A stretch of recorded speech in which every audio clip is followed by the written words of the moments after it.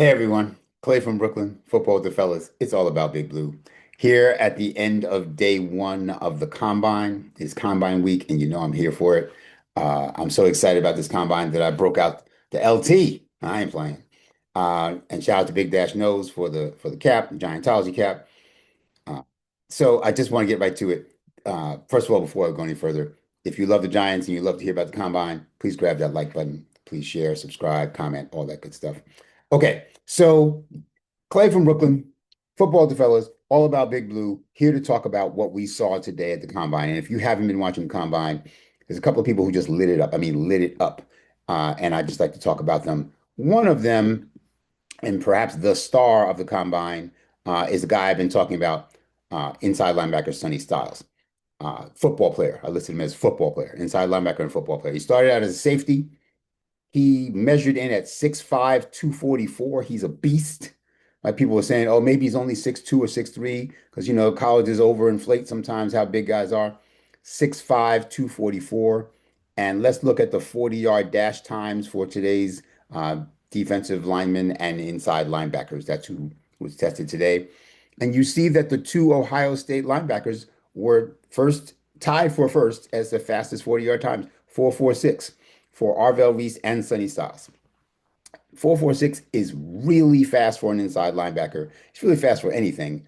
And let's look at what Sonny Styles did in addition to that. Shout out to NFL.com, by the way, for having this available. One thing I don't understand is why they have him listed as 6'4", 2. But let's look at his 40 time. So first and foremost, thank you for NFL Network for having this. He ran a 4.49 his first time, and then the second time So see what he does for his he ran second a 4.46. They listed as 4.47 initially, but look at this combination. They're comparing Sonny Styles to Calvin Megatron Johnson. They're both 6'5". They're about 5 pounds apart in weight. and a wide receiver. Calvin Johnson has longer arms and is faster, but that's a ridiculous comparison to make.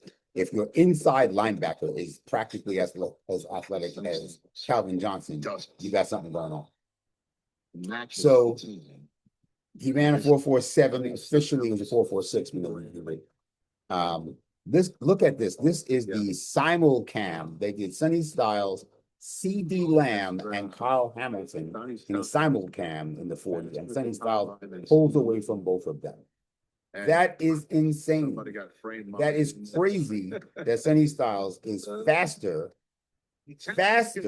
than CD Lamb and faster than Kyle Hamilton, who is, the guy who everybody was talking about as the person that Caleb Downs might remind the Giants' new coach, John Harbaugh, of.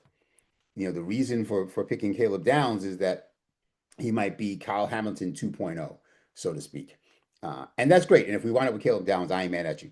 But if Sonny Styles is an even better athlete than that, and he's playing inside linebacker, that's just crazy. 6'5", 244, runs a 4.46.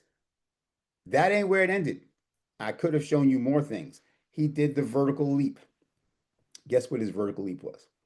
43 and a half inches. 43 and a half. That's insane. That's NBA leaper vertical leap, like slam dunk contest vertical leap. Guess what his standing broad jump was? 11 feet 2 inches. So he was the highest jumper of the day in the vertical leap. He was the longest broad jumper of the day in the broad jump and tied for the fastest 40 time.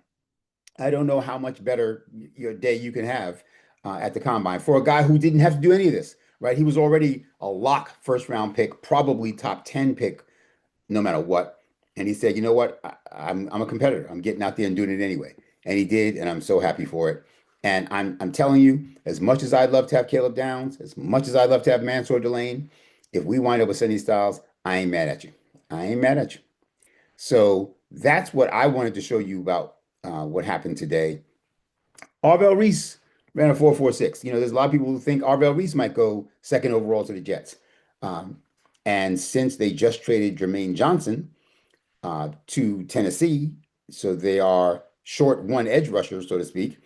And since Arvell Reese is known as slightly more of a prospect as an outside linebacker than an inside linebacker, although he's good at either one, very good at either one, um, it may make sense for them to pick Arvell Reese. There are other people who had good days today as well.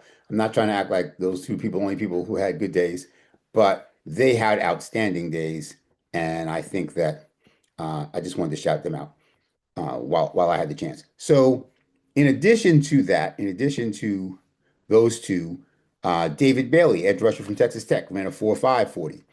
Anthony Hill, linebacker from Texas, ran a 4.51 40. Um, let's see who else. Jacob Rodriguez, inside linebacker for Texas Tech, who I was saying, if he's even decently athletic, I would love him because he's a really good linebacker. Ran a 4.57, which is more than decent. That's a very solid time for him and puts him in definitely in the conversation for our second round pick if he lasts that long. I don't know that he lasts that long. Jay Galladay from Cincinnati, another inside linebacker who I talked about before, ran a 4.62. So again, these were people who I was concerned about whether they were fast enough and athletic enough, and they're showing me that they probably are. So even if we go Caleb Downs or Mansour Delane in the first round, because Sonny Styles is either gone or because we don't want to pick a linebacker that high, if Jacob Rodriguez or Jay Galladay falls down to us in the second round, I ain't mad at that either. A Caleb Downs, Jacob Rodriguez first and second round pick would make me very happy. So those are some of the highlights, takeaways from first day. Demonte Capehart, the defensive tackle from Clemson, who had a little bit of a disappointing year, pretty high percentage of missed tackles, isn't on the field that much. He has never played.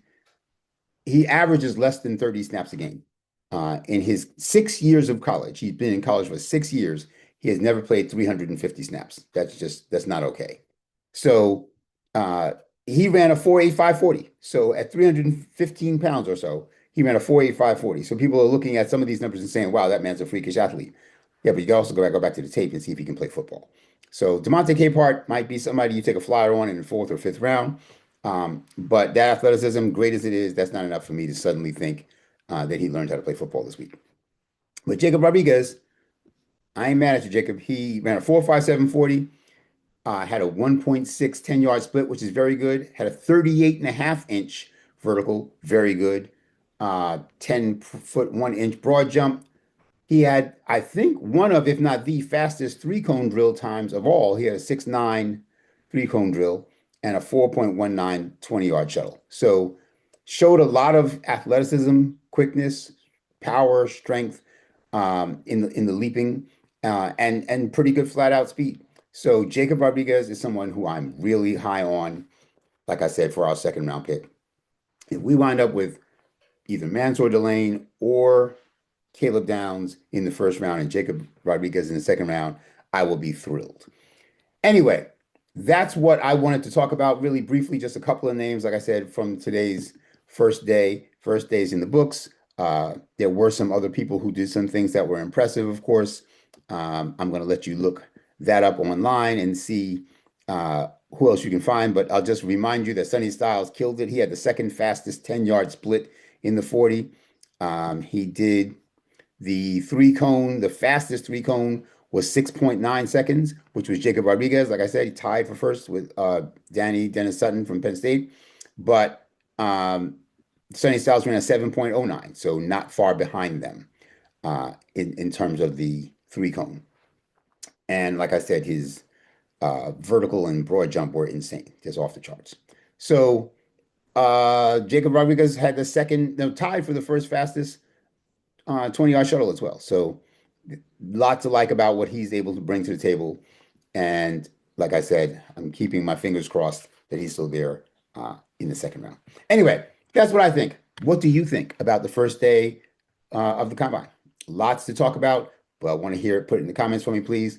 Clay from Brooklyn, Football with the Fellas. It is all about Big Blue and it's all about Combine Week. And we will talk again tomorrow on day 2 of the Combine. And I'm out.